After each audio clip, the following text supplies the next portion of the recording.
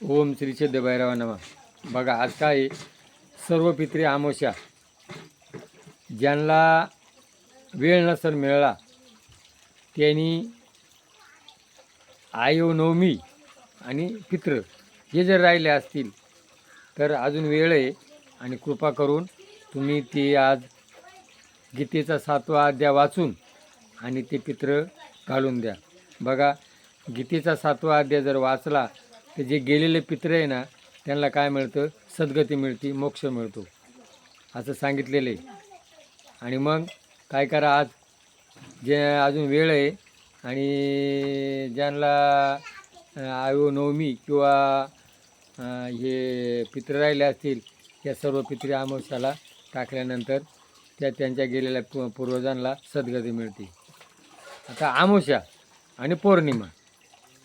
अमावस्या आणि पौर्णिमा, पृथ्वी ही सूर्याभोवती फिरती,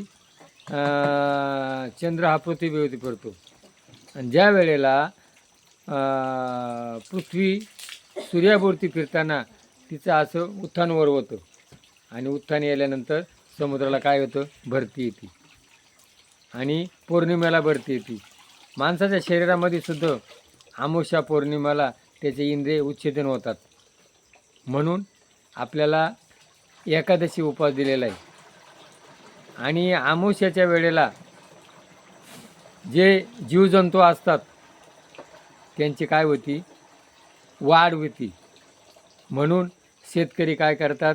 या अमावस्याला आणि पौर्णिमेला शेताच्या पिकांवरती जे कीटक येतात आणि त्या कीटकांची ते या दिवशी बाहेर येऊन आणि ते कीटक काय करतात? अंडे घालतात आणि ती अंडे त्याची जीव तयार होतो. म्हणून अमावस्या आणि पौर्णिमेला शेतकरी काय करतात? विज्ञानानं काय सांगितलेले? फवारणी करावा. म्हणजे लोक काय म्हणतात? अमावस्याला काय होतं? भूत निघतं. भूत म्हणजे आत्मा, जीव. म्हणजे या अमावस्याला जीवाची वाढ होती. म्हणून अमावस्या आणि पौर्णिमा हे आपल्या याच्यामध्ये मानले गेले. कारण जीवाच्या उत्पत्तीकरता अमावस्याची जी रात्र असते ही पोषक असते. आणि ह्या अमावस्याच्या रात्रीला जीवांची वाढ होती. म्हणजे अमावस्याला काय म्हणतात? भूत फिरतात. भूत म्हणजे आत्मा. हे काय अज्ञान आहे. भूत फिरतात म्हणजे जीवाची उत्पत्ती होती, जीवाची वाढ होती. म्हणून शेतकरी काय करतात?